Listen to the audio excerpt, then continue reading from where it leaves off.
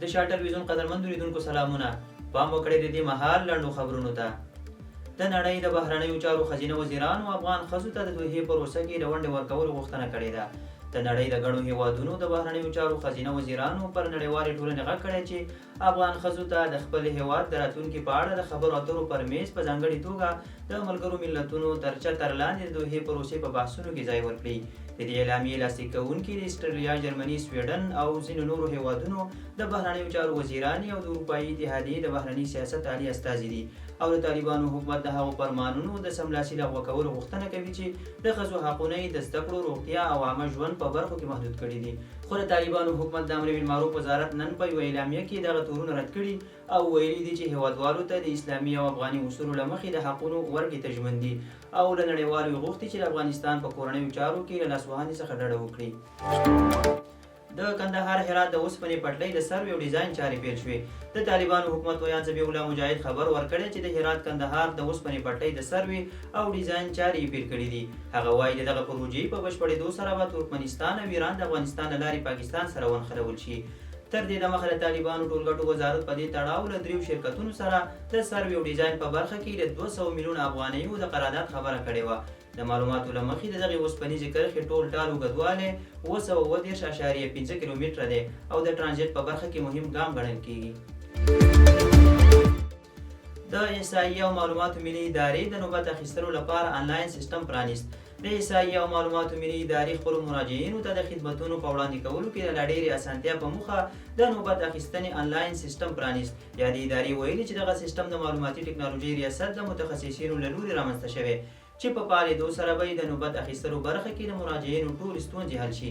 تر دې وړاندې سلګونه هیوادوالو هره ورځ د تابعیت په تذکرو، زیږون کارتونو او نورو اړوندو اسنادو کې د ستونزو د حل په موخه مرکزي ادارې ته مراجعه کوله. د امریکا بهرنیو چارو وزیر په یو رسمي سفر اسرائیل ته ورسید. مارکو روبیو د شنبې په شپه د امریکا د بهرنیو چارو وزیر په توګه منځني ختیځ ته خپل لومړی سفر پیل کړ او په دې لړ کې اسرائیل ته ورسېده. دا سفر داسې مهال ترسره کیږي چې په غزه کې د فلسطینیانو د بېځایه کولو یوه جنجالي طرحه وړاندې شوې ده. د امریکا د بهرنیو چارو وزارت یوه چارواکي تېره اونۍ ویلي و چې روبیو به په دې سفر کې د غزې او د حماس د بریدونو پایلو په اړه بحثونه وکړي او د ټرمپ سیمه ییز سیاست ته به دوام ورکړي. ټرمپ وړاندیز کړی چې امریکا باید د غزې کنټرول واخلي او د مصر په ګډون اردن د فلسطینیان ومني. خو دواړو هیوادونو د دغه وړاندیز پر وړاندې مخالفت کړی او په پراخه کچه یې د نړیوالو اندېښنې راپارولې دي. د جرمني فدرالي حکومت دغه هیواد ته د سلګونو افغان وګړو د انتقال پروسه وځنډوله. د رویټرز خبري اجانس راپور له مخې برلین د روانې او راتلونکې اونۍ لپاره پلان شوي 2 هغه ځانګړي چارټر الوتکې لغوه کړې چې په پام کې وه د جرمني د بیا میشتېدو پروګرام له لارې پکې په سلګونو افغانان دغه هیواد ته ولېږدول شي.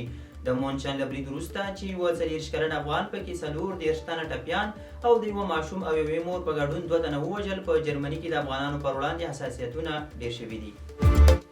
چین ویلي که امریکا د چین ځپل غواړي مقابلې ته چمتو دی. د چین بهرنیو چارو وزیر وانګ یي وایي سره له دې چې بیجینګ له واشنګټن سره د شخړو پلوي نه دی، خو که امریکا د چین د ځپلو پرېکړه کړې وي نو بیجینګ به تر پایه ورسره ولوبېږي. وانګ چې د مونچن امنیتي کنفرانس پر مهال خبرې کولې وویل چې چین به یو اړخیزو زورواکانه کړنو ته پرېکنده ځواب ووایي، خو هیله لري چې امریکا د چین سره د همکارۍ لاره خپله کړي. د روانې میاشتې په پیل کې د امریکا ولسمشر ډونالډ ټرمپ د چین پر ټولو توکو 10 سلنه اضافي تعرفه ولګوله، خو دغه اقدام چین هم اړ کړ چې پر ځینو امریکایي وارداتو تر 15 سلنې مالیات ولګوي. ایران ویلي غواړي له افغانستان سره یې ټولې پولې د تګ راتګ او ټرانزیټ لپاره خلاصوي. کابل کې د ایران سفیر علي رضا بیګدري پرا د سفر په ترڅ کې ویلي د ایران د حکومت پالیسي دا ده چې د افغانستان او ایران ترمنځ ټولې لارې د خلکو د تګ راتګ او سوداګرۍ پر مخ خلاصوي. نوموړي زیاته کړې هڅه کوي چې په اقتصادي اړیکې ورځې تر بلې زیاتې کړي او دمګړۍ په چابهار بندر کې د افغانستان د استازو د حضور لپاره کار کوي. د نوموړي په وینا د افغانستان او ایران ترمنځ همکاري کولی شي د دواړو هیوادونو اړیکې لا پیاوړې کړي. امریکا او روسیه غواړي د اوکراین جګړې په اړه سعودي عربستان کې خبرې پیل کړي. د امریکا بهرنیو چارو وزارت کې موثقو سرچینو رویټرز خبري اجانس ته ویلي چې امریکایي او روسي چارواکي به څو ورځې وروسته په سعودي عربستان کې سره وګوري چې په اوکراین کې د مسکو د نږدې 3 کلنې جګړې د پای ته رسولو په اړه خبرې اترې پیل کړي. د امریکا استازي مایکل میکال رویټرز ته ویلي چې د امریکا بهرنیو چارو وزیر مارکو روبیو، د ملي امنیت سلاکار مایک والز او د سپینې ماڼۍ د منځني ختیځ استازي به سعودي عربستان ته سفر وکړي، خو خو دا لا روښانه نه ده چې دوی به د روسیې له کومو چارواکو سره وویني. ټرمپ چې د جنورۍ پر 20 یې واک ترلاسه کړ په وار ژمنه کړې چې په اوکراین کې به جګړه ژر پای ته ورسوي. لندن کې د فلسطین په ملاتړ لاریون ترسره شو. د الجزیرې تلویزیوني شبکې راپور له مخې د بریتانیا پلازمینه لندن ښار کې په ځایي وخت د فبرورۍ په 15مه نیټه د فلسطین د موضوع په تړاو د امریکا او بریتانیا د تګلارو پر ضد لاریون ترسره شو.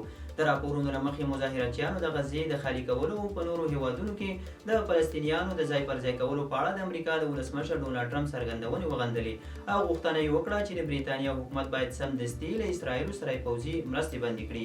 دا مظاهره په بریتانیا کې د فلسطین او اسرائیلو ترمنځ د جګړې له پیل راهیسې تر ټولو لویه مظاهره وه چې ګڼو خلکو پکې برخه اخیستې وه. افغان ورو توپ اچوونکی مجیب الرحمن د 2025 کال د هند غوره لیګ IPL سیالیو لپاره له ممبئی انډینز لوبډلې سره تړون لاسلیک کړ. هغه به د الله محمد غضنفر ځایناستی وي چې نوموړی د ټپ له امله له یادو سیالیو پاتې شو. الله محمد غضنفر چې د افغان کرکټ یو ځوانه هیله ده د ټپ له امله نه یوازې د IPL له سیالیو بلکې د اتلانو جام سیالیو څخه هم بهر شوی دی. د شاه ټلویزیون قدرمنو لیدونکو دا و د دې مهال لنډ او مهم خبرونه. تر بیا ښه وخت.